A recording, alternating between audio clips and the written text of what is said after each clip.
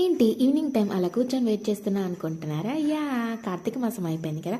ఇంకేంటి ఒకసారి chicken biryani taste చేద్దామని నాకు తెలిసిన వాళ్ళు ఈ అడ్రస్‌లో బావుంటుంది చికెన్ బిర్యానీ ట్రై చేసి చూడంటే, సరే అమౌంట్ కూడా రీజనబుల్ 120 రూపీస్. సో ఒకసారి ట్రై చేసి చూద్దామని నేను కూడా ట్రై చేశాను. 2 పీసెస్ వస్తాయి.